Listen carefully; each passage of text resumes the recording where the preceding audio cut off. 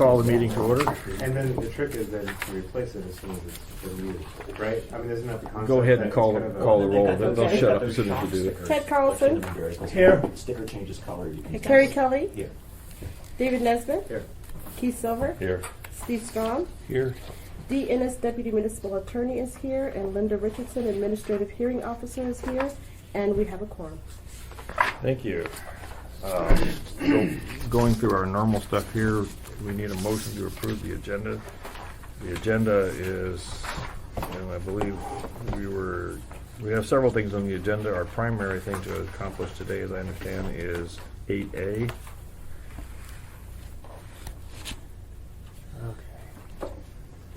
Keith? My understanding, yeah, there's three things There for are the three special things on the meeting, agenda, yes. but the first is the one you're about to address. So moved and seconded to approve the agenda. Any opposed? Not hearing anything. There won't be any, I doubt we have minutes of the previous meeting. No. Any appearance requests? No. Special orders of business or executive session? No. And this is unfinished business. So moving right on into this, is that under 8A?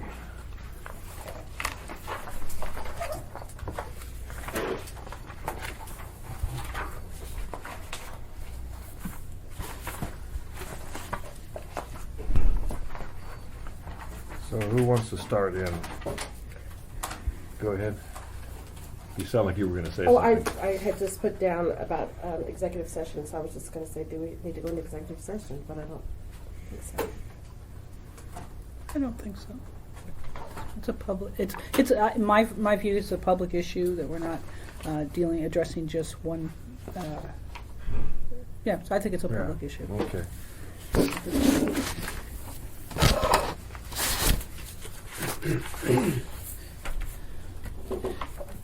Well, would it help, Chairperson, if I just explained a few things here?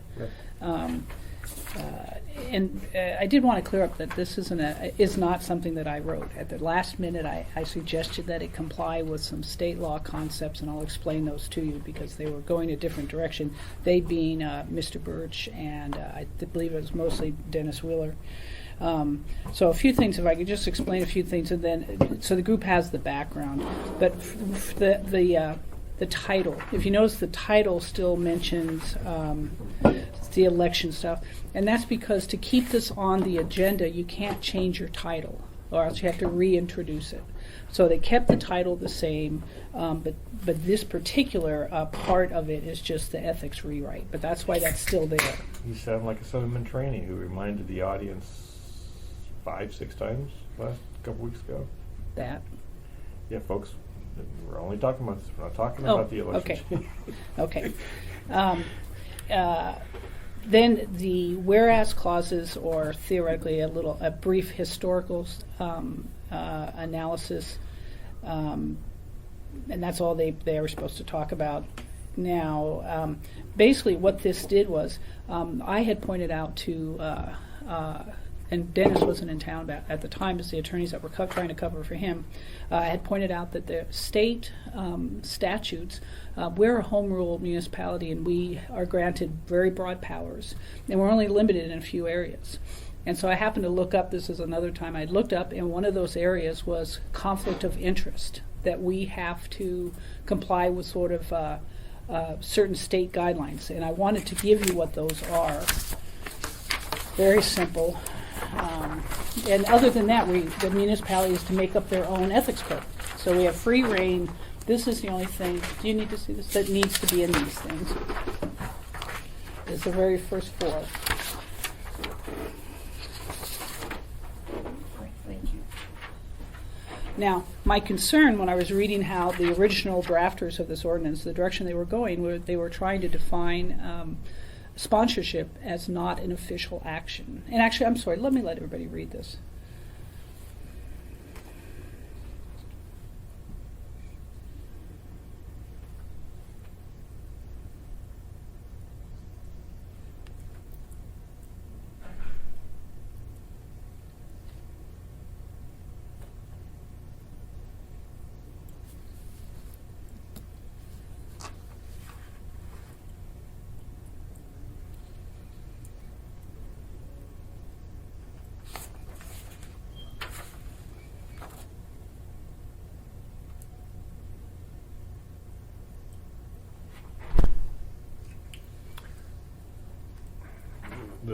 bottom paragraph. The case analysis. That's a case that, well, I think, as David pointed out, the municipality can have stricter guidelines. Just, Right. they can't be looser. And I think that where the change is that ours, if you look at A4, the current municipal code says you can't participate in an official action where you have a substantial financial interest. What the municipal code doesn't have is that phrase, other than a member of the governing body. That's the whole crux of this ordinance, is taking that phrase and putting it in the municipal code.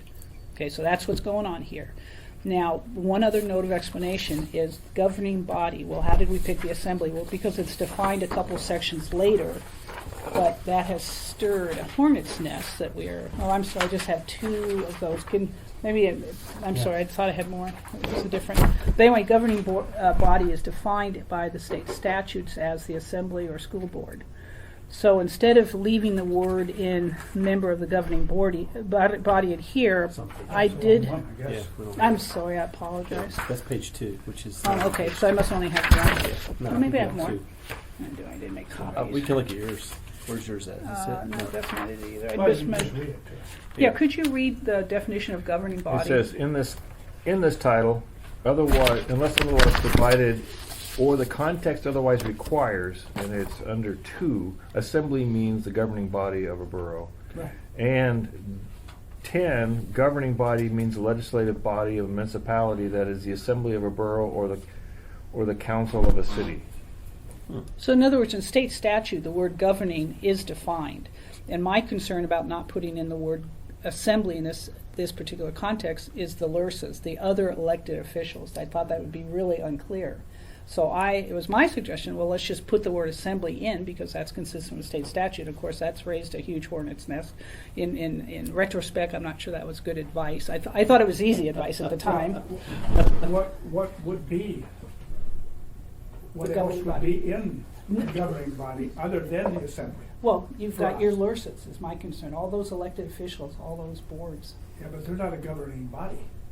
A legislative body of a Well, municipality. legislative, I just didn't know, so I That thought it is would be what it simpler to put the assembly in Well, I there, mean, but- I have no problem with that, but. You know, it says that the governing body means the legislative body of a municipality, that is the assembly of a borough, which would be our assembly, Yeah, or the council of a city.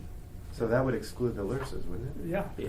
Yeah, like city council. Oh, yes, no, this Yeah. definition clearly Okay. excludes, So what you're saying is we don't have this kind of definition. yeah, we don't, in our but, code. yeah, in our code, so how do we explain it to people that, hey, what we mean is what the state statutes say, that's our Right. definition.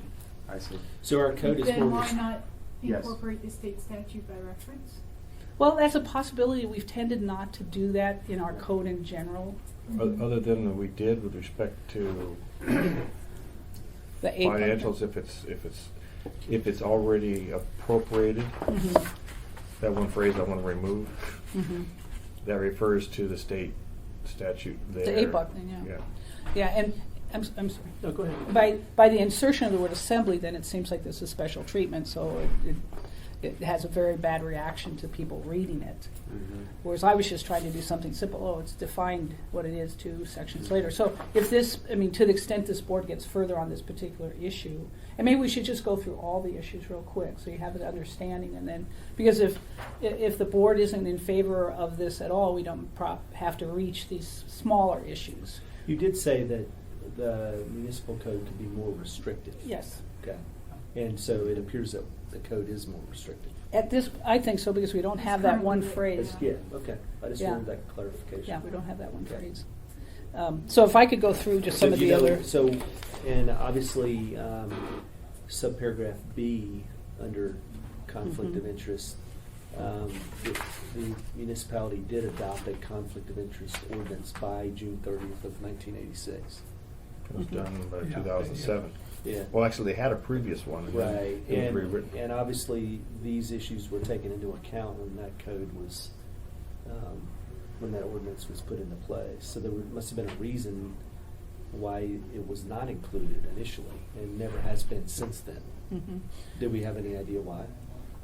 I don't think we do, Okay. and I think that was a torturous committee process, and people resigned, and, Okay. but we didn't adopt this whole provision. In other words, we used our own words. But this must have been provided for context Mhm. in developing the ordinance, I'm assuming. Yeah. Right. And I have to tell you, I'm assuming the opposite. I think that Oh. people tried to, they did just, they could have just put this in. But did they have this available? When they Well, were- this was done in '85, so So they I would would have think had they it would available. have, yeah. So, but Okay. I think to give it a broader concept, from what I can understand, number one, as I understand, the charter requires the assembly to set, elections. But nobody, I think, ever assumed that that they could all potentially be conflicted out. Right. I think that was an unforeseen, And when was the last change to the election date made? Where it moved from November to April? I thought it was 2002, but I'm not a very good So historian. after- 2002? I thought it was. 89, I thought it was 88. 93 or something. So after- Ray's got the number off the top of his Yeah. head. It was done in '88. Oh. And it was- So for effectiveness in '91. 90. Oh, okay, that's what I'm And then thinking. in 2000 something, they changed it again a week or two to fit some reporting requirements within. Oh. So within months after this, there was a requirement to have a conflict of interest ordinance that was changed by the assembly.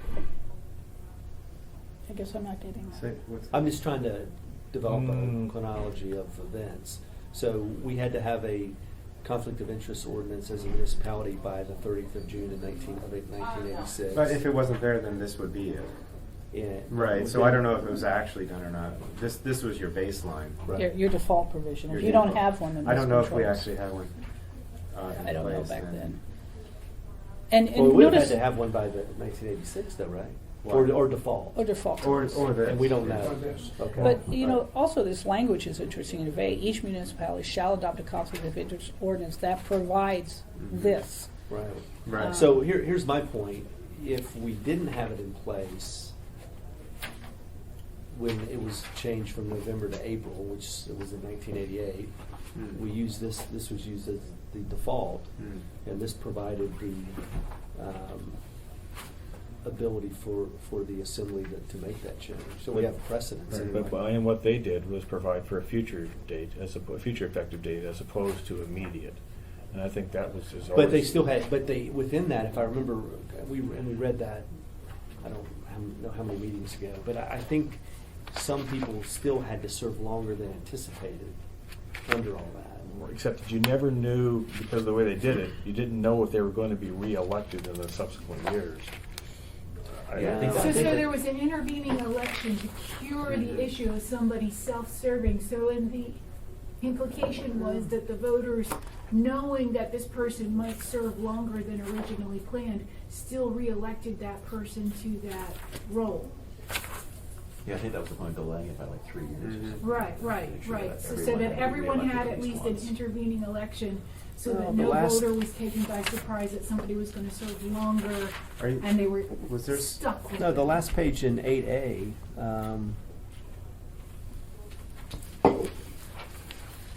they're extending their terms. At least that's the way I read it in section 2. But this was done in 1988, Right. and they didn't, they moved the election till Well, it's like the 93. 1990. Yeah, it did extend April their 93 terms is the because first it was April election. determined by. Right, so I guess what I'm saying Sure. is there's precedence that the assembly did this before, and they did extend their terms. If they were re-elected. With a, Right, with with a an curing intervening election. election. Yes, right. Or more than one at least. Well- Nobody gained anything out of this without Going to an Without election. standing Right. before the without being- voters to being be, elected. to be inspected. So I think it would be interesting to know if they use this as support Yeah. for what they did. Well, Yeah, and even if not, again, it's a pretty politically poisonous thing to do, right? I mean, the Yeah. public perception of like, Mhm. voting to extend your own term But without if an we election. didn't have a municipal ordinance and they use this as a default, legally they were able to do that, right? according to this.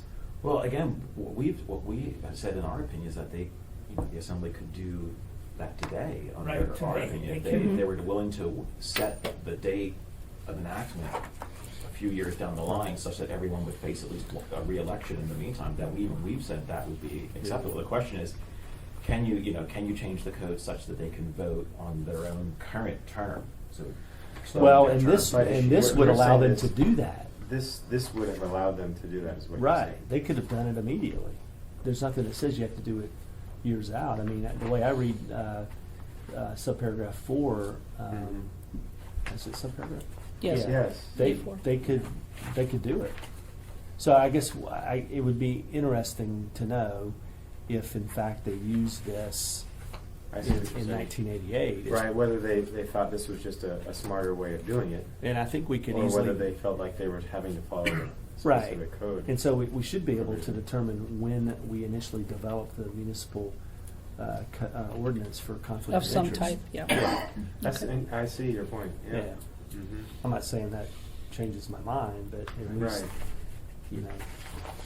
We could No, say because it- previously, Because if the language, I think, if the language were subsection 4 in the municipal code, then the assembly would be able to vote. they wouldn't even have to come to us. They wouldn't have had to come to us. Is that? Yeah, right? Why would they? Because they were just coming to us because of potential conflict of interest, which obviously this tells them they would not have a conflict of interest.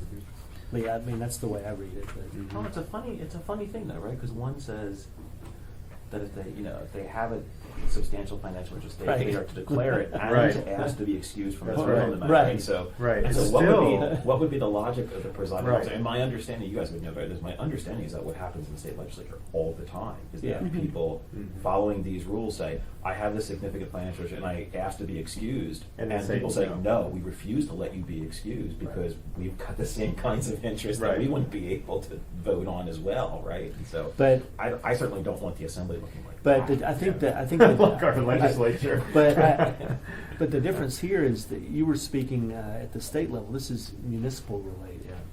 Mm. That's right. Yeah. No, and so. But- But I'm just saying, like, you could Yeah. follow these rules, and that's the paradox you'd be left Yeah. with. Yeah, but- You would have to say, you would have to declare your interest and say, I asked to be excused from Yeah. this vote. And then you would everybody have a would presiding say- officer who would say, ethics aside, no, you may not. Yeah, be. but can I tell you that it's almost the reverse. What happens is someone wants to be excused from a vote, and everybody says, "Oh no, you're going to make this vote too, just like the rest of us." So it's Right. it's really the opposite Right, that's they going want them on. in because everybody's on the hook that Okay, way. yeah, But- you're not getting excused because your aunt has a piece of property over there. You get to make Right. this tough decision too. So it's really quite the opposite. Although I did Well, watch, I've heard Yeah, but- I've heard a different analysis from various Yeah. aides in judo, but, Well, but you know, I but did I watch Yeah. Councilwoman Demboski when they came to vote on the fire department's contract. Contract, yeah. She excused herself. She left the room for like 3 minutes. They voted on it. And, Why did she? well, because her husband's a fire. Husband's a fire chief. He's a fire chief. Other, she always discloses every meeting, but other issues she has gone ahead and voted on. Maybe just because this was a direct wage increase, that's too close. But lots of other sort of tangential IA, the International Association of Firefighter things she has voted on, or they have said, no, we don't find you have conflict. So I wonder for these proposed changes, I mean, maybe the broader way of thinking about it is that there's this immediate political issue about the election, but there is a broader abstract issue, that is, what is the process for these, what I would think be these rare cases, but cases in which the assembly might face a universal conflict where every one of them would face the same kind of conflict. Is there a mechanism or a method by which they could take action? We could take Ted's example. You could imagine, a massive earthquake a few weeks before the election, and it's just, the clerk's office says, we can't really hold an effective election right now. We need to move the election date. Does the assembly have some sort of way? I mean, our view right now is that no, that would be a conflict of interest. You can't even sponsor a bill that would move the election. I mean, is there some sort of exception, some sort of like public duty type exception that we should recognize or build into the code? Because I think, That's part of the, the move here is to try to think through that. And what I would just like to suggest is Go ahead, Dee.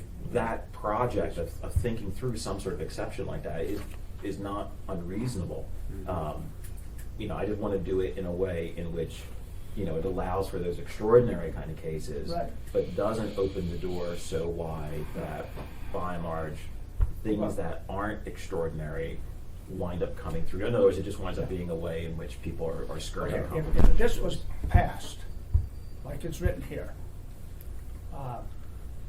elected officials other than assembly members may not participate. Okay, if that passed, what is to stop one of the assembly members or all of them we're gonna change it, instead of the 3-year term, we're going for a 5-year term. Well, isn't that tied up in the charter? That is in the charter. Yeah, it's a charter Well, issue, or which something means that to has that to go to the effect, voters yeah. to be changed. Yeah. Well, it wouldn't, But you do wouldn't you have- change your term. do you have- You know, the only thing I'm worried about here is opening the Yeah. Pandora's box. Yeah. Right. You had something to say, Dee? I'm sorry. Well, Terry. I actually was back to David. I think David pointed out to Yeah, the 6. Terrence, yeah, that this the second crux of this ordinance is whether to add to your determination of whether a financial private interest is substantial is whether in the number 6, so it's D6, page 3, whether in the totality the public benefit exceeds the financial or private interest. So it does have that, or it's attempting. It's attempting Yeah. to put that public interest in there. Well, and the third crux too isn't it also attempting to allow for sponsorship? I mean, Yes. it's attempting 3 things Mhm. in my mind. One, it's attempting to bring the language in accordance with the state. It's also creating this exception, this public benefit exception, and it's also trying to basically change the language to allow for sponsorship of your. Yeah. It's, So it wouldn't go through us, basically. I mean, right, because, can I tell you why, though, Yeah. that I have opined, they like the word opined, that this board was very, very strong in the fact when Mr. Trainee came before us that the province of making those type of determinations, conflict of interest, was the assembly, and that we thought the public, especially because the public should be part of that. Right. Well, right now, they can't even get it to a public forum because of the sponsorship under the current code, and I have no qualms about that, this ethics board's opinions. That opinion. But this is a way also to get it to the forefront. How do you get it to a public forum debate? right. Um, One of the main concerns I have with this rewrite, and I indicated this in the thing that I sent, is in B1. It just seems to me, unless I'm sorry, let me find you. B1. So it's Oh, yeah. 035 B1. Unless I'm missing somewhere where it comes back in, if you exempt the assembly from this principle that an official may not participate in an action which they have a substantial financial interest, I don't see how the rest of this part of the code applies to them anyway. So you don't even need to build any exceptions. You basically just, where are they now forbidden Yeah. to participate when they have a conflict of interest? You've removed it from B1, which is where it gets included for people in the code. Then the rest of it's all an analysis of how you figure that out, how you figure out whether it's a substantial interest, but we just excluded the assembly from it. So my personal view is I think that's too broad. I mean, I think, again, I understand the purpose of trying to deal with these extraordinary situations, but I think that would just basically exclude the assembly from conflict of interest evaluation altogether. And I was thinking sort of along the same lines as whether that section could be tied to a common interest as set forth in D, that applies if there's a common interest. And I haven't thought that through. Or only for the purposes of introduction or sponsorship. In other words, you can get it to the assembly. So we have to think both of those paths because we haven't. And we're not allowed to do any wordsmithing here because. Right. Well, that's true. Well, I think we could give recommendations, but I mean, that brings up a good point. If we say, okay, it's all right for respect to sponsorship, so that you can at least bring it to public discourse and have a vote. That's one thing, but they're still would be subject to every other ethic rule. And if this was Of course, they say it's an official action. Well, I think we tried to get away from official action, and I say, Money action. well, official action is really broadly defined under the state statute, and seeing we are borrowing a conflict of interest provision from the state, it's very broadly defined. It's even inaction. So, did it make sense for the municipality, when we're relying on part of the state conflict of interest code section, to then not use their terms, their definitions, by defining sponsorship as not an official action? So that's where that concern came up. Should we really borrow their code and then define it differently?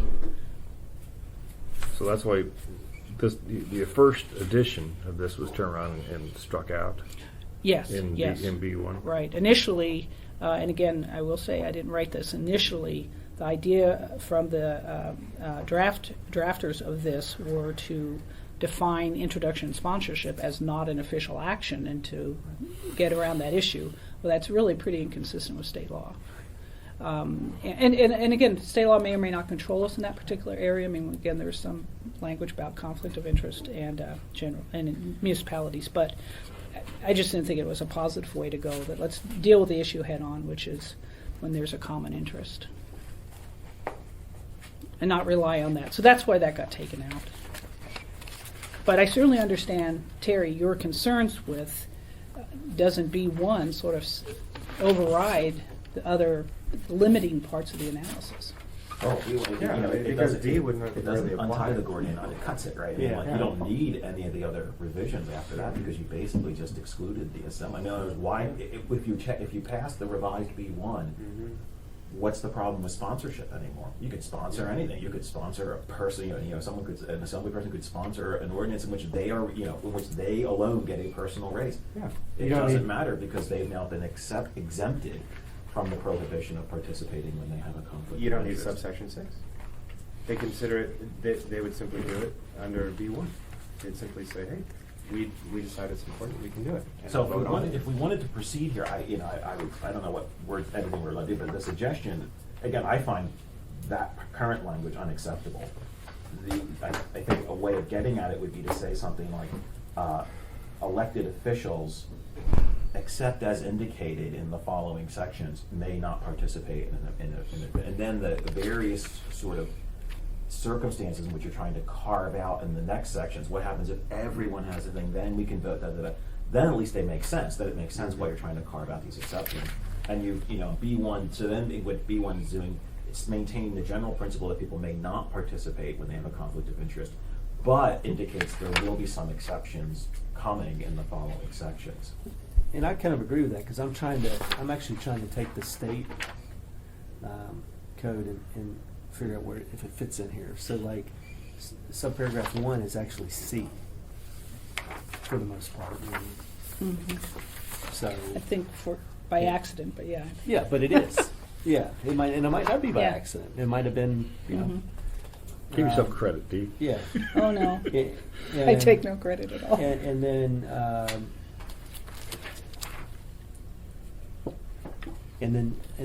what's being added for 7 is actually 2 and subparagraph 2 and 3, but just gone about a different way. Because according to the state, the presiding officer makes the ruling, but it can be overruled by the body. So that's kind of combined in 7. Mhm. And so we're really just missing 4, which I think could be carved out, as Terry suggested, in subsection D, if it's done the right way. Well, 4 So is then it falls in line with this almost exactly, right? I mean, the only thing it's missing is 4, which well, is 4 is 1 here, right. but it But it comes before. It basically Mhm. makes null and void 1, 2, and 3. Can I just back up a quick question? I just have a kind of a background question. What does the assembly really want from us? When I say that, what I mean is, they can change the rules if they want, right? And typically what our task has been to interpret the code. Are they asking us whether they think, or whether we think this is ethical, this revision? Because we're not, I mean, Terry is, but I don't consider myself an ethicist. Is that a word? Ethicist? Ethicist. Ethicist. Well, yeah, he's Right. always doing I mean, facials on. Yeah. An ethicist. So the question Well, is, just make you look like a better person. the question is, I mean, what this really, among other things, is, to me, it's almost funny, is that they're taking. It says here in the introduction, we want to take this power back, kind of thing. We didn't intend to take power from anybody. But if they want to do it, they can do that. So Yeah, I guess and the question I have is, do they want an opinion from us whether we think this is right or wrong, or something they should do or should not do, or whether it's something that fits within our current code? I mean, I guess Yeah. I'm wondering what our role is here in some way. Go ahead, Okay. Pete. And I missed that subcommittee meeting, so we do have the Ethics Board does have an advice component, and then it's spelled out in the code that they Okay. can be asked for advice. And so I think they're asking for advice. Okay. Now, what kind of advice that is, the Assembly are the policymakers. I mean, that this includes a policy decision. So how does it interfere with your job as the Ethics Board? But I think that you can I think it's helpful to voice the concerns that we think that B1 needs to be tied to some of this other analysis. And this might be that you're spending much more time on it than they can spend. Did you guys get the memo that I sent? It's in here. Before the- It's in. the last meeting? I think it's yes. So I think the it's in way, there. Go ahead, so Lisa. the way I I'm tried just to going to interpret reference that. the original Okay. request. Lisa's got the initial request, which I was just going to reference the original request was to review and comment, so it's pretty broad. Okay. So the way I interpreted that memo, that's why I started out with that fairly long section going all the way back to the introduction of the ethics code. And so the way I tried to interpret the question is not, do we think it's ethical just sort of like from a philosophical perspective, but given the nature and purpose of the code, actually as it's spelled out fairly clearly, it seems to me in the introduction, are these changes kind of consistent with what the ethics code is supposed to do for the city in terms of, you know, providing for what the trust and respect of the public in terms of what they can think of the integrity of the governmental process, and that's obviously that's a very open question, Right. but it's not a full-on do we think it's ethical or not. At least the way I'm thinking about it is, given what the code was written to do and what its purpose is supposed to be, are these the kind of changes that are consistent with that? Yeah. Can I say? Yes, And yeah, please. I don't. Ethical is what our code defines. So I keep saying we shouldn't be saying something is ethical or unethical. Is it the board, in its opinion, doesn't think that it's consistent with the current code provisions, and therefore, so just defining things sort of in abstract as ethical or not ethical. So I actually like where the board has been going today. Is these given this here's a policy, here's an ordinance which represents a policy. Given this policy, what are your concerns with it? Okay. And again, you're looking at it in much more detail Okay. than that subcommittee can. So they're turning to you, and the board does have an advice component to it. Okay. So it's Yeah. not whether it's ethical or unethical. I think that's Yeah. a really dangerous path. yes, Linda. I was just gonna add a comment that it seems almost like it's sort of seeking a consensus from the subject matter experts, which you gentlemen are, because you are the ones who deal day to day, month to month with the board issues, as to how this affects you as a board. But see, I don't see this. This is a policy, and I don't see how it affects this board in particular. Because we It enforce changes whatever how policy you, is well, out but there. it just changes the answer maybe, but I don't think it's going to create a lot of additional work, or that's why, like the logistics of, but please don't do this to the code rewrite because we're going to have Right, 1,500 pieces of paper. So, I guess maybe I'm just clarifying, Linda, but But I do think that they're asking for your advice. What are your concerns? I mean, what versus a pronouncement, whether this is inconsistent or it's unethical. What are your concerns? And I mean, we've identified one that everybody seems to agree with, that B1 is unlimited. Yeah. It's Still, our you concern. know, and again, my suggestion would be say, would say something, Well- like, elected officials, except as specified in 035 C and D, may not participate. And at least then, Right. it's coherent. I mean, like right now, it's not coherent because it says, assembly members, this doesn't apply to you anymore. Right. Oh, but by the way, here are all these exceptions for the assembly when this Right. kind of situation comes. It doesn't make any sense. So, Well, I would say just leave it written as is, because the inclusion in subparagraph 4 on the next page kind of Right. says that at the top there. Right. It kind of says except as provided in and then make subsection D the Well, exceptions. and I think that one, I agree. Yeah. I agree, it's too broad. The other thing is that I know that this came up in the meeting that we went to, that subcommittee that we went to. But basically, the issue came up, and it's true that this is being provided to us separately from the election proposal. But it's impossible for us to look at this outside of that context. I know we're not deciding on it, but that is a perfect example of why this is too broad. Right? Because if, in the event this were to go through, it essentially would allow the assembly to extend their own terms, which to me is there's something wrong with that. And that to me is a good example of why this is too broad. Does that make sense? well, I would agree. I mean, like we have to think at least a little bit in terms of We can't the ignore. precedent that you would set. What kind of cases would slip through? No, and you weren't there, but at the meeting I asked Assemblyman Birch, I think I asked him directly, I said, if this were to pass, the proposal would then follow, wouldn't it? He said, yes. Say, I guess I disagree with you. I think the sponsorship would follow. I think that the ordinance would all, and there's 2 or 3 of them, would be debated on in a public forum. Sure. But they still have to go through these factors. For instance, whether the financial or private interest is significant monetarily, they have to take that up. Oh, And this right. board has already said that is that's pretty significant. So they still have to look at these things, and it was not lost upon the assembly that we are sitting here debating teachers' gifts at $75, Right. and yet so no, I don't think it's a given. I think the sponsorship, yes, then people will be allowed to sponsor it and get it before the Right. greater body. I still think this is analysis, and I don't think the assembly takes this analysis lightly. So I don't think it's quite that slam dunk Well, that you're talking about. I still think if B1 were to go through as written, though.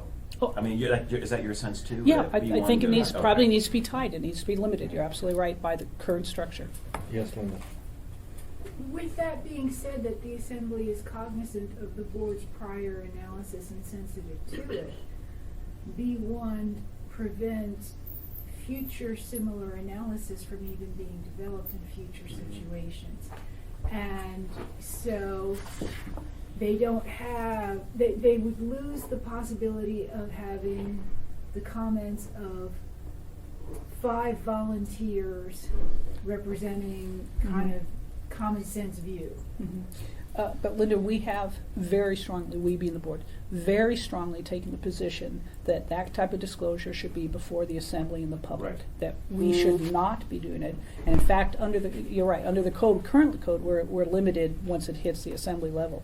So that has been a current position of this board, that type of disclosure is a public disclosure. The citizens need to be involved in it and the assembly. So yes, we lose that, but that's really absolutely consistent with the position this board has taken. I wonder if the difference, and this is moving on then to my thoughts about D, the changes made in D.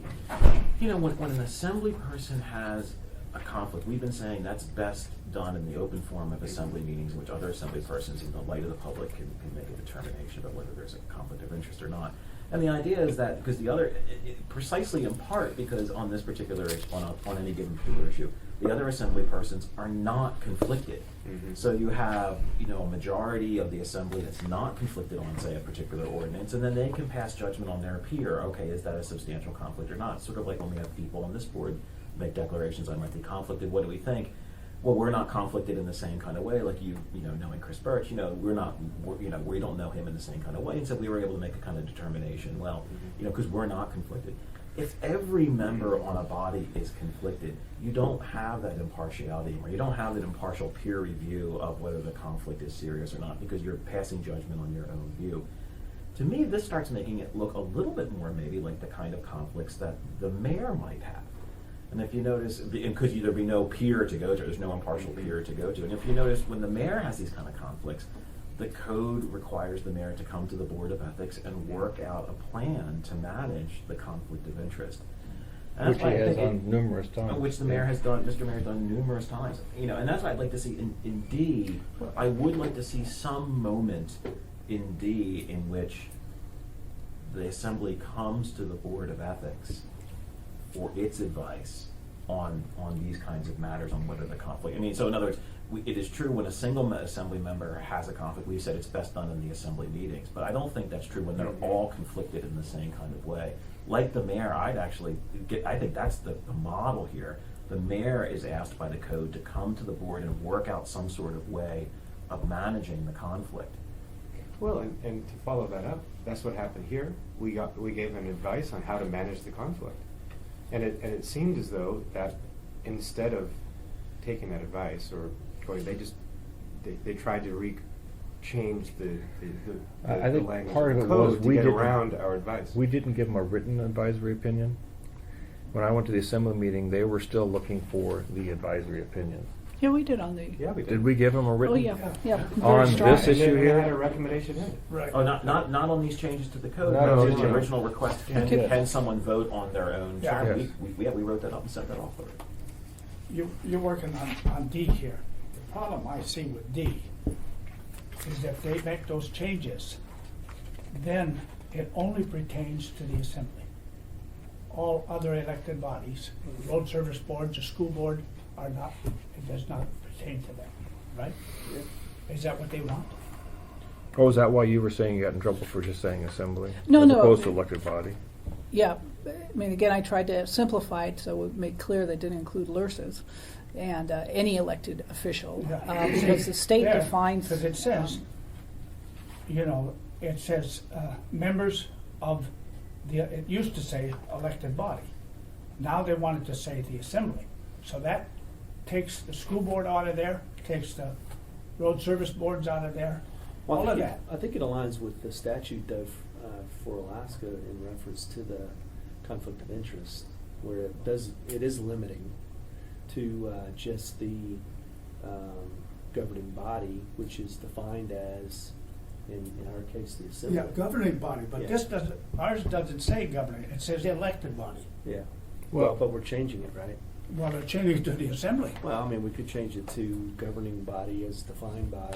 Well, but The then state. that would eliminate, that too would Yeah. eliminate Right. the Well, I road think service board and the school board. Yeah. Wouldn't- And Ted, this caused a whole lot of problems. So, Yeah. again, in retrospect, it was. Well, it would. Mhm. Mm-hmm.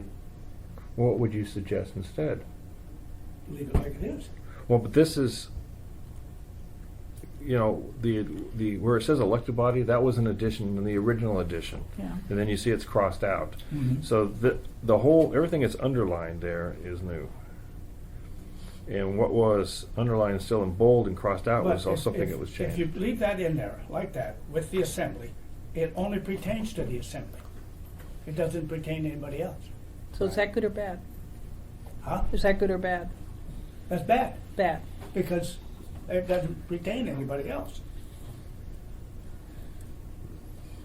And, I'm sorry, can I Go just ahead. go back to one Yeah. step?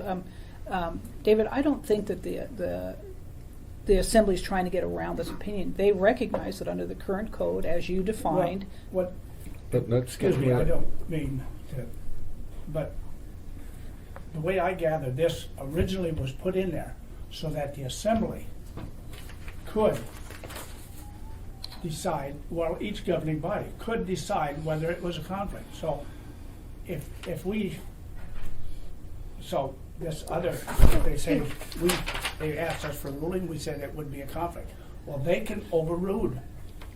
Because of this, they can override. They are very, very loath to override it. you know, Well, can I but make they a- can. They I have, know. this gives them the ability to do that. Go Ted, ahead, maybe Dee. a suggestion would be we put back in the word governing body following this, And in our own definitional section, we define governing body as what the state does, the school district, or, we use their definition, the assembly or the school district or whatever. Yeah. Or So any other we put it elected in our body? own. No, we use the definition of, I forget who has that definitional sheet. We use the state definition. Who read it? I think it was David, it was you or, Where's that? Page 1 of 2. David, do you have that? The Someone's got definitional that. one? Yeah, I put it right there. Yeah. Okay. Okay, the state definition of governing means the legislative body of a municipality, that is the assembly of a borough, or the council of a city. So I wonder if we ought to just put that in our definitional section in the back of the code, and if you want, then put back in the word governing body. Why govern rather than elected?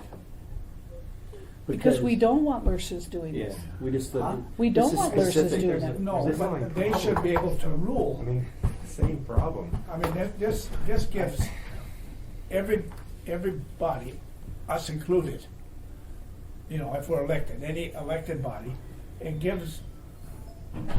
tells them how to determine whether or not there is a conflict of interest and I all of guess that. my intent is not to open it up to LURSs. Right. I think could be a You know, nightmare. maybe, And they're elected.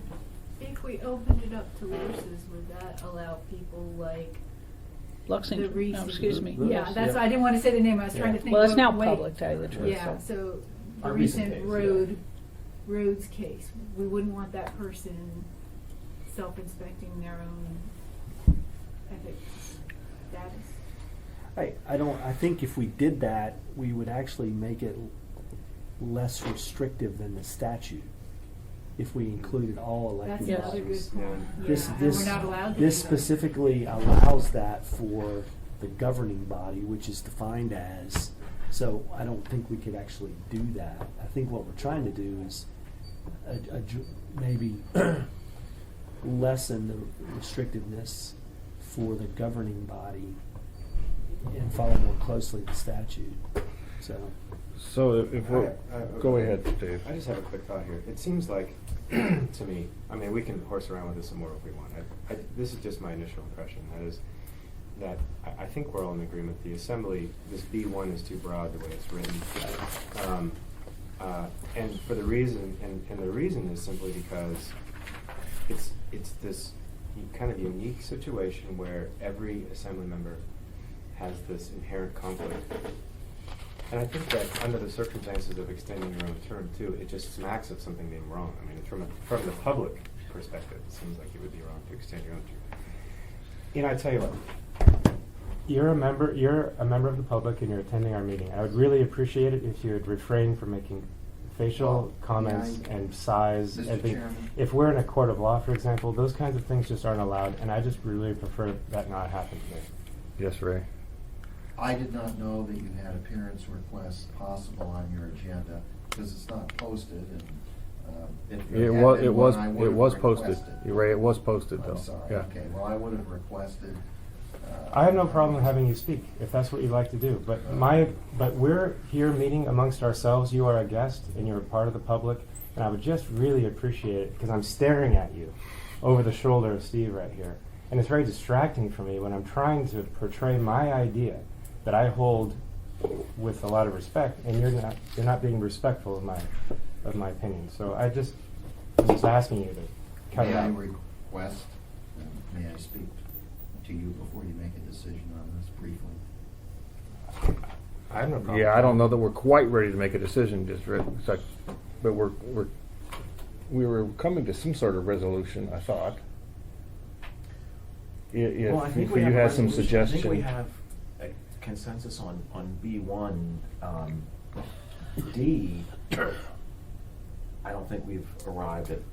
But I in was your just about to consensus, talk about that. yeah, in your consensus, was it to say except as shown in C and D?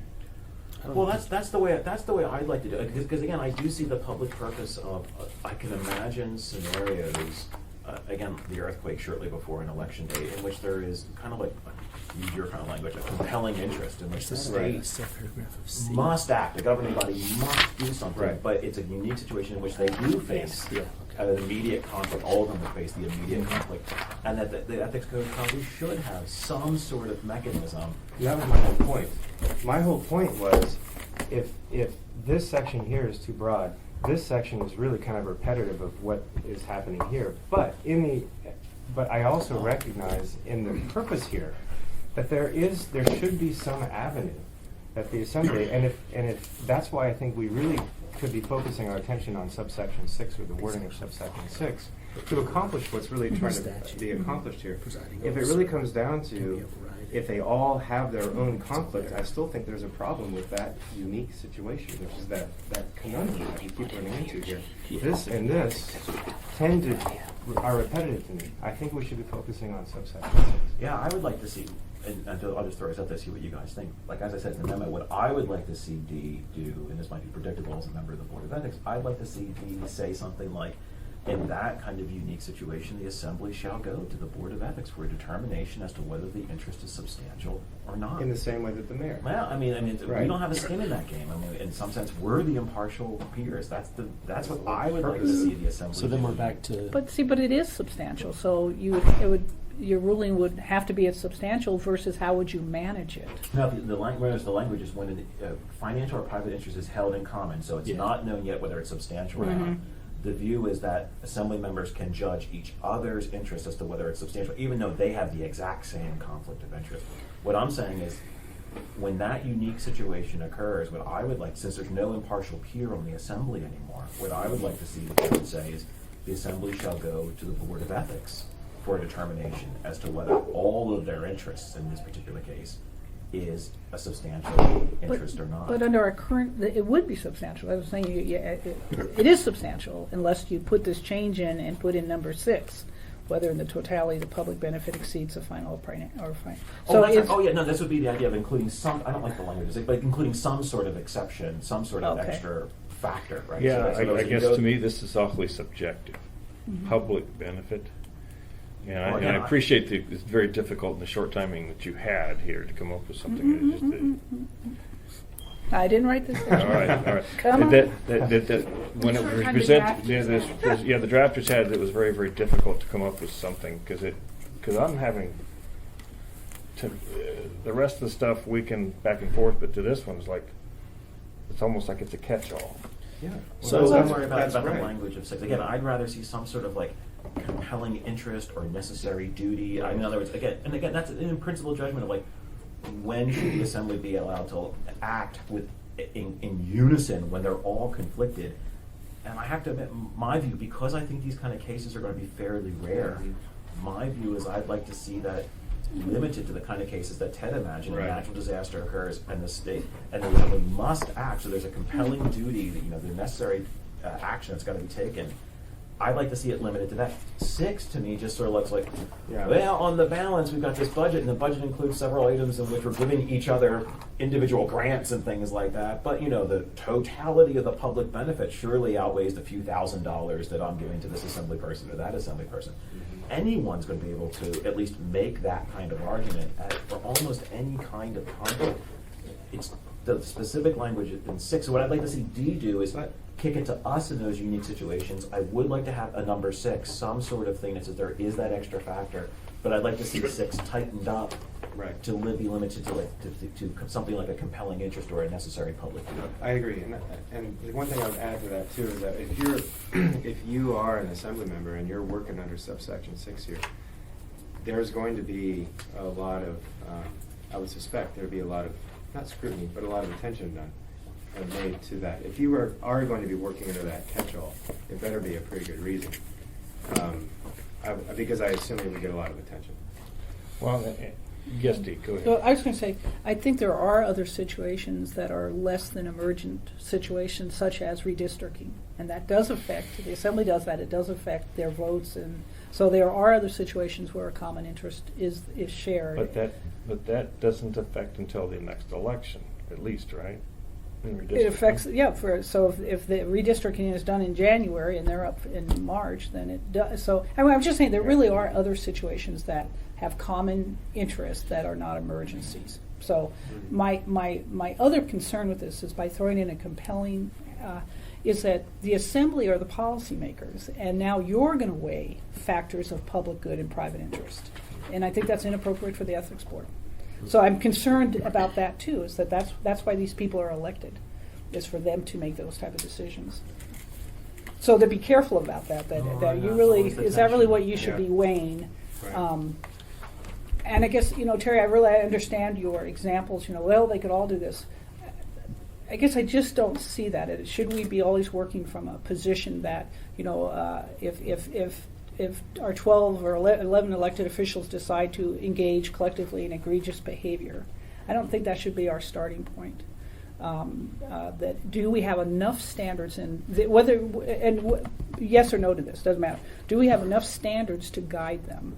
Or really should that come back here for us to weigh policy decisions? And I think the ethics board should not be weighing policy decisions. So there's the other side of that issue. So if you actually go to the proposal doesn't include all the subparagraphs under C, but if you actually go to the code, does. Can you read it to them? The whole thing. yeah, 115.035. It's on page 16 of 34 in the code at the back. Is where the full. It actually, those subparagraphs under C actually follow the statute fairly closely. And Which maybe is- that's part of it. I'm looking to see, as most of, I'm looking at this as being the whole thing, and they're Yeah. only showing what's changing. Right. So that's, But the one again, the only one that's not addressed is subparagraph 4 of the statute, which talks about exempting the members of the governing body. So it talks about making disclosure, the presiding officer gets to decide, that can be overruled by the body, which is really 1, 2, and 3 in the statute. But the one that's appears to be missing is 4. So, which is in this instance exempting the assembly. I have a question for David. Back on when Coffey was on the assembly, okay, he was the attorney for the bars. The bar license come up for renewal on the assembly. Okay, he would conflict himself out to voting to approve a bar license because he's paid by the bar, and if they don't have a license, he doesn't have a job. Okay, under this section, he wouldn't have a conflict.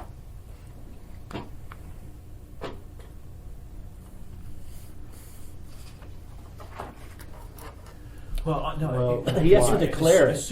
Yeah, no. Assuming that we change B1 to not be so exclusive of the assembly. No, I meant the way it's written here. Yeah. Well, again, I think we could all agree on that, right? I mean, the way B1 is being Yeah, suggested to be that's changed right. here, I don't see Yeah. where an assembly person would be He be wouldn't have a prohibited conflict. from voting on a situation in which, let's say, forget representing the bars. Let's say he owns a bar, right? And there's decisions being made about the bar. So, but I think we all agree on that. The question is just what to do about D, and then what to do about 6, D6, right? I mean, like when they all have the same conflict. In essence, what D says is it's just going to be up to the assembly. The assembly's going to evaluate each other's conflicts, and and they'll add number 6 to allow what would otherwise be a substantial conflict in these kind of circumstances. They'll allow it to be in. Moving the election date would be an example of kind of true. thing. That would be one of the kind of things that they would be able to do. They would Quite frankly, since it'd be up to them, they'd be able to do anything they Right. wanted. And maybe that's good. I mean, it is a democracy, right? But and so D, do you say in that kind of union situation, just let the assembly determine it, even though they're all equally conflicted? Do you say that they should seek out the counsel of the Board of Ethics, and it's sort of like let the Board of Ethics make the decision whether it's substantial or not? which is sort of what I would like to see happen. Or do we go for some sort of compromise? Again, the mayor language is that the mayor needs to work out a plan to manage the conflict, right? And so it doesn't forbid the mayor from actually acting. In some cases, the mayor might have to act anyway, but the mayor needs to come to the board and at least figure out some sort of plan. How do we figure out how to, like, as much as possible, mitigate the conflicts that are here? That I would see that as like a possible middle ground. It'd be a little mushy and not necessarily super clear, but Where is that language about the mayor? I'll have to read that, because you're suggesting we recommend a model, kind of something like that. yeah, that is going Of course, to the be- mayor has the way, he's got a manager. The assembly doesn't have a manager. No, they have the chair. They have a chair, but No, but they really do. I mean, I think they have the management. you understand, but that's, Yeah. but there is a difference where the mayor has the municipal manager who can act on behalf, because the mayor couldn't do some things. I see what you're saying. Yeah. Take a look, it's in 025.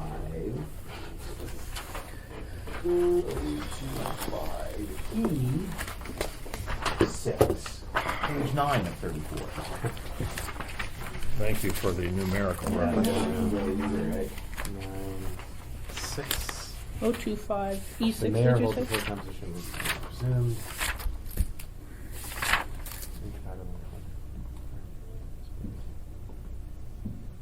Oh, I see.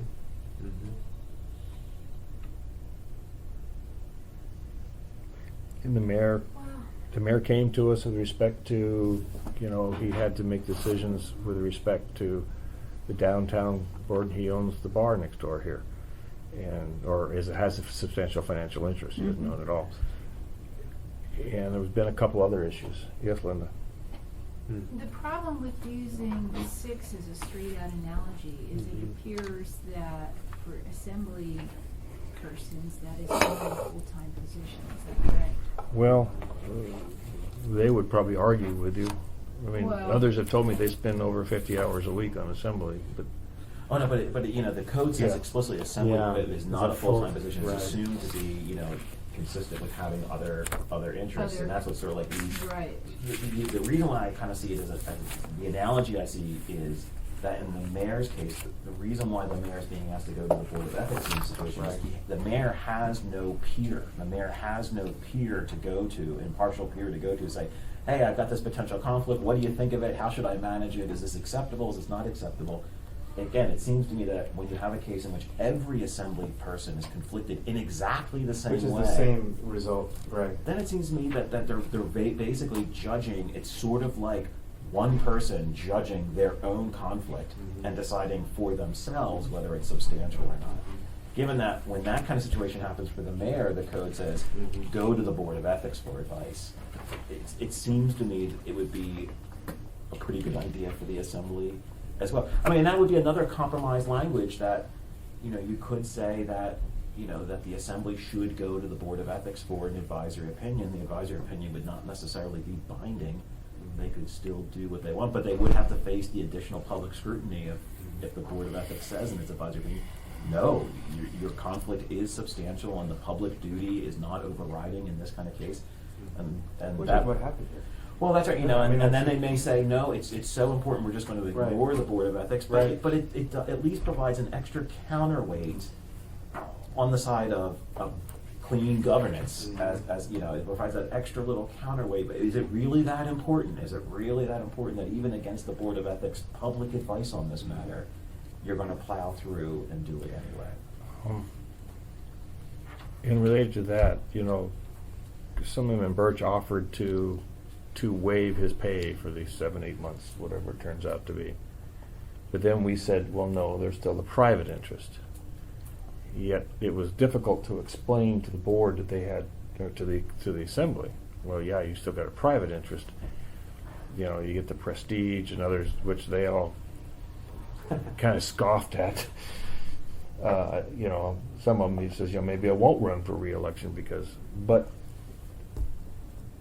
and I'm just looking as part of the compromise, is if they do this, and any immediately affected members, like anybody running for re-election immediately, which is, I guess there's 6 seats? No. Should be 3. Someone was saying there's 6 something. It is 6. Yeah, there are 6 seats running, or is that including school district? No, Oh. there's 6. I can't imagine all 6 of them saying they're gonna waive their pay. Well, I mean, I'm sorry, Terry, I think what Terry is suggesting, and I think there is a different reason for this provision, but it's not important, is the last, second to last sentence, the mayor, in this case, the assembly, if due to specific circumstances or unfairness, the assembly seeks relief from sort of a presumption of substantial interest, the assembly shall present the circumstances or proposal for the management of that conflict of interest. So could and I'm just talking out loud, so they use this ordinance to say, hey, we think the public benefit outweighs the conflicts, and this is why. And maybe they say, no, we're not, we're all still gonna get our 6 months of salary, and that comes to the board says, no, that's not good enough. Or, and again, just speaking out loud, or do they come in and say, hey, we're gonna waive that salary? Or, I mean, the other part is voting rights. If they stay on the assembly, is that they have the financial, the personal prestige and voting rights. So are they all gonna step down after, they extend? I mean, so then, does the board get involved in the management of that conflict? We think you've done enough, we think you haven't, and what are our standards for that? Yeah, so what I would envision is something to take this election case, right? I would envision something like this. And it's going to look actually fairly similar to what actually happened, right? That you have a situation in which an assembly person, let's say, wants to move the election date. They realize, I'm conflicted, everyone's conflicted, it's not even clear I can go ahead and sponsor this stuff. So what should we do? We go to the Board of Ethics and we get an advisory opinion. If the advisory opinion says, hey, it's not a substantial interest, you're good to go, or if we include some sort of public interest exception, we say, given the public interest exception, yes, we see why you need to do this. We give them sort of then off they go and we're done, right? It's all good. If we say, no, this is just, there's no, the public interest benefit does not outweigh your particular conflict, it's no go. Again, they're the assembly, not us. I mean, the opinion's not binding. It provides immunity when you follow it, but if you violate it, in some sense, it's the assembly's decision at the end of the day whether they act or not. But what it would do is it would provide a moment in the public process, like in this particular, like the election case, right, in which sort of like the ethics board comes out with what to some degree might be seen as something of an impartial view on the matter. But again, if the assembly, for whatever reason, decides this is so important, we're just going to plow on, at least that public moment provides an extra little check upon it saying, look, this has increased the public scrutiny on this entire issue. Weigh that carefully when you think about whether you want to just plow on. At the end of the day, it leaves ultimate authority with the assembly, as it should in a democracy, but at the same time, it does require that the board have a chance to give a public say on whether this is the kind of conflict that's acceptable under these circumstances. Yes, Linda? At the risk of sounding very naive, and with that being said, I'm fairly new to all this and kind of learning as we go from Dee. My view of this whole situation is that the prior issue with extending terms is more a, for lack of a better phrase, constitutional law issue than an ethics issue. The question with that is that something any elected body can even do under their begetting document, which in the case of the city is the charter? Because it's a fundamental democratic principle more than an ethical principle. With that being said, because that is what I think, I interpret the Alaska statute and that subparagraph A4 as taking that as an assumption that elected officials can't sua sponte by their own internal decision to do so, as opposed to some external event, Can, elect to extend their terms. could you because translate a word, please? As sua soon as- sponte is yes. Latin for from within themselves. Some of you know that term, the rest of us.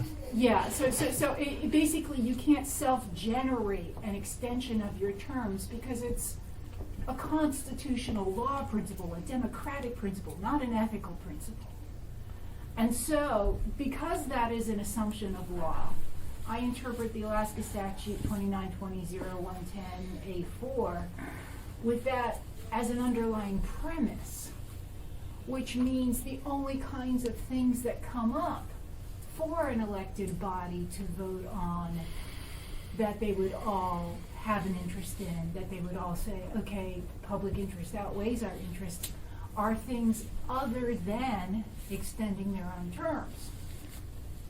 So I sort of see the matter before us now about the ethical code and changes to the ethical code as a discrete issue, one that has to be looked at because the board is the one that advises the assembly on ethics stuff.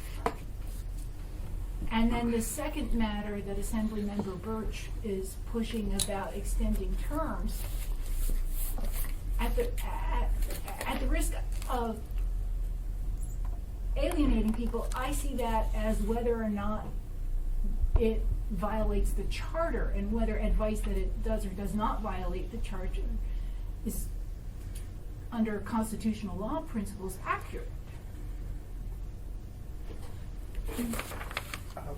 Yes, Ted.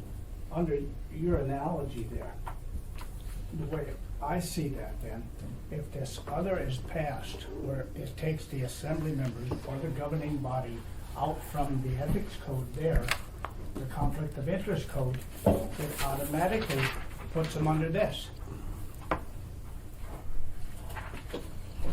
As a default. Yeah, True.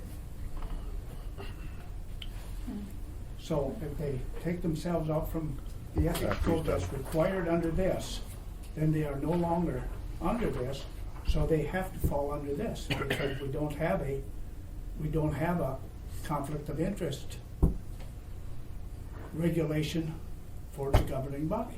Right, we have to be careful not to recommend something with more lenient provisions than the state Well, code. it would put them under this, which would be more, Well, it'd be a mess, yeah. because they're trying to do something under the code, and right? Yes, Steve. I was just going to say, to the extent there are constitutional or charter issues, I think that, as we discussed from the very first time, are being addressed outside of this Mhm. through debate at Assembly Council and Yeah. Department of Law, and so that our charge is only ethics, and that we can't possibly have that kind of broad-based knowledge. It may be part of the reality, but we can't have that. So I guess I would say we need to keep strictly to the ethics portion of this, and let again, counsel for Department of Law and Assembly Council, if there are larger charter issues, let them address those. Okay, and so I'm not invalidating what you're saying, but this board is charged with ethics, and that we just can't possibly be evaluating. So it kind of comes back then to when the unique situation arises where every assembly member has its own conflict, what do you do? I mean, aside from whatever is going to happen with the election. Well, and is this where, by virtue of some form of this ordinance, it can at least get into a public forum? Which, again, I personally, I mean, this is a personal opinion, I think public forum is important. Now what? We get it into a public forum, and so I guess, Dr. Kelly, you're suggesting once it's there, they can do the weighing. I mean, we tie B1 into, tie that down to the other parts of the statute.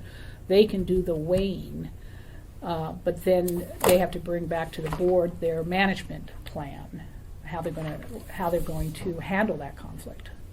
Well, I guess I'm thinking that. Well, yeah. Looking again at that mayor section, I think that's the language that I would sort of prefer.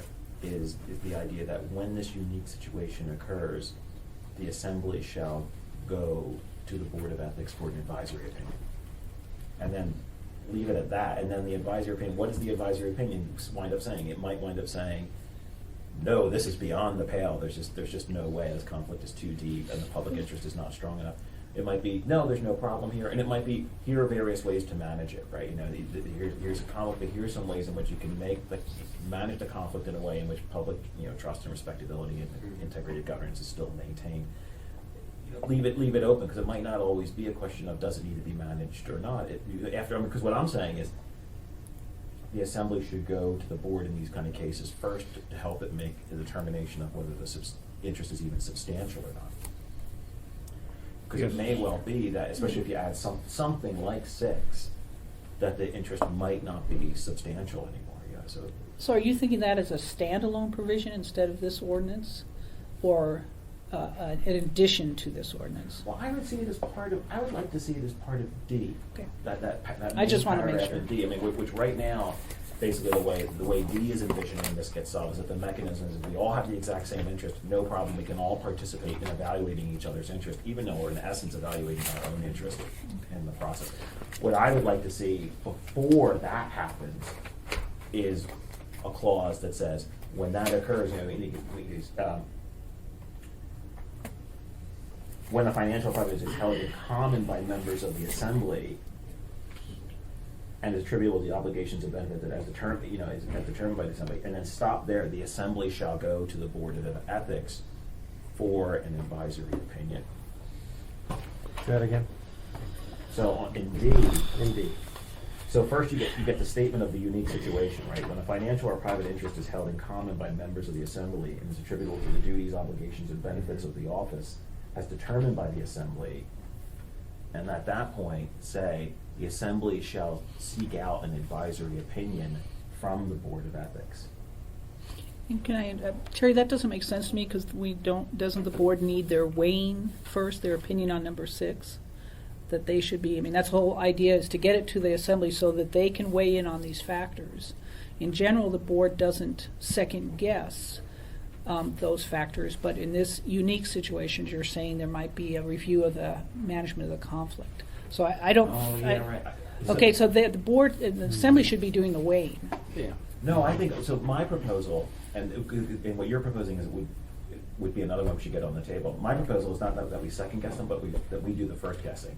So in other words, when the assembly recognizes, wait a minute, we all have exactly the same conflict, and can we actually be evaluating each other's conflicts when we have the same conflict? When that unique event occurs, that triggers the assembly going to the Board of Ethics for an opinion to weigh these factors. Is the conflict even substantial? Because again, if you add something like 6, some of these conflicts might not be substantial conflicts. But wouldn't we need to at least have their view on 6 as we provide the advice? I don't think we would need their view on 6. No. So we would develop our own view of whether or not. Just as, well, if you think about it, when we get interpretation. requests for advisory opinions Well, from individuals. yeah, but under 6 this talks thing, about they don't public tell us. benefit. They I usually mean, don't walk through the analysis themselves and tell us what they think. They usually say, hey, I've got this conflict and I'm Yeah, concerned yeah. that it might be in violation of this section of the code. Could you please tell me, and then we're the ones that go through and tell them, okay, we went through these criteria, and here's what we decided after we weighed all the factors. This is going to require, if we're going to determine 6 with no input, Isn't that exactly what? we'll have to have a research arm to do that. Well, that's about like Domboski. She came in with her own, but she was concerned about her own potential. Yeah. In that case, it was whether she was acting as it was a different part of the code. But she came to us and she didn't come in with a worked up opinion. Here's the opinion I got, in which No, I'm okay with the no. code. Now you Yeah. second guess it. It was from a common sense standpoint, you can see there might be a concern here. What is your interpretation of the code as it applies to my situation? Again, given that, here's the kind of way I'm thinking about it in the background, that once the assembly, they all have the exact same conflict, they're basically acting as one subject now. There's no impartial peer on that body anymore to be a counterweight to the potential conflicts of interest that they have. Yeah. And so what I would suggest is that the code at this point trigger a kind of review by the Board of Ethics, that they go to the Board of Ethics for an advisory opinion. Now, again, the way the code is written, our advisory opinions are not binding. We're the Board of Ethics, we're not the Assembly. And so if the Assembly takes our advisory opinion and says, no, sorry, it's so important, we're just going to ignore your opinion, but that's going to potentially come at a political cost. And I think that's good. I mean, in other words, it should be, if it's that important, that you think, even though the board said, no, that's actually a substantial interest in you, and you should not be doing that, there's no significant public benefit to it, the conflict outweighs the public benefit. If they're going to plow through and do it anyway, then there should be that check upon that. But isn't that exactly what has happened already? Well, I would say in some sense that's more or less what has That's that is exactly more or what's less what has happened. But I would say if this particular change of D goes through as it's proposed, that would not happen. That would not have happened. That's right. Right, none of this would happen. If D was written the way it is now, then the clerk or assembly member would not have come to the Board of Ethics for an opinion, or at least they certainly wouldn't have had to. There would have been no requirement in the code. They just could have gone to the assembly member and said, hey, let's move the election date. Hey, well, won't that change extend all our terms by several months? Sure. Well, aren't we all conflicted then? Well, let's just decide amongst ourselves. What happened is that the clerk's office came to us for an advisory opinion, and that began the debate about how deep is the conflict? Is the public interest worth it in this case for that conflict? That's the kind of discussion I'd like. Now, without 6, we reached the kind of conclusion that the assembly really couldn't act on this, that the code bases the rate. But if you added something like 6, you could at least imagine cases, maybe like with redistricting and things like that, where the board might say, the conflict's actually not, so you do in fact have a conflict, everyone's got the identical conflict, but it's not a substantial conflict, and you are free to act in a way consistent with the code. Okay. And I guess I feel very strongly in the other direction. Shouldn't the debate about public versus private be held in a public forum, and that we don't even begin to have the ability to or standards to look at that issue?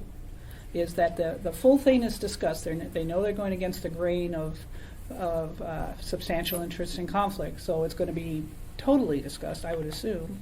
And then we have the benefit of that, or the board has the benefit of that. And I still have some concern with this, the board substituting their judgment for assembly matters. But I really very strongly feel that the board should interject itself before the assembly weighs these factors.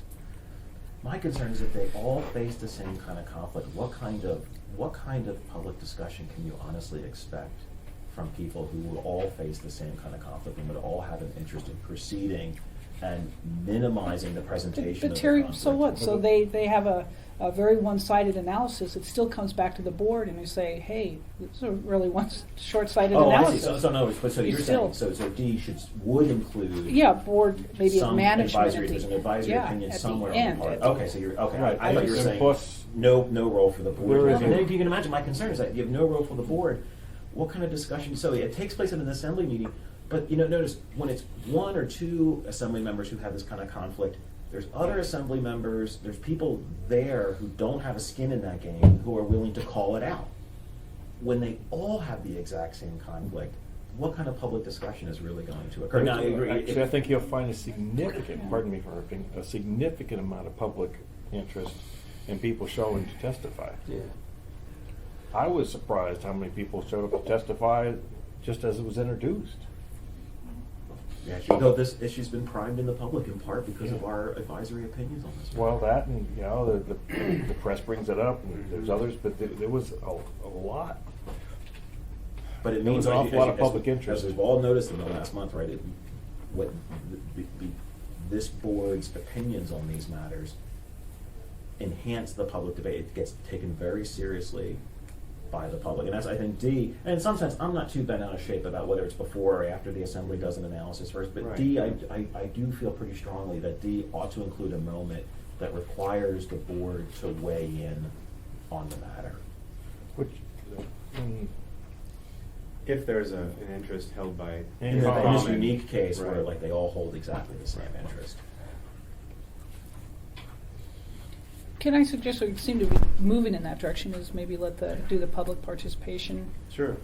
Can we just take a quick break? I use the restroom. Well, and I guess the other thing, I wanted to know if we could take a 10 or 15-minute Yeah. break at some point. Yeah. That would really be That would helpful. be a good time. Well, let's take, if you don't mind, can we? Go ahead, can we I'll- take- Do you have Is it, It's Ray, do you have like 12:30? 10 extra minutes? Can we take a Oh, 10-minute no. break Yeah. and then Oh, sure. let you address the board? Thank you. Thanks. I do need to leave I'm at here 2 till today. 2 o'clock. Okay. Yeah.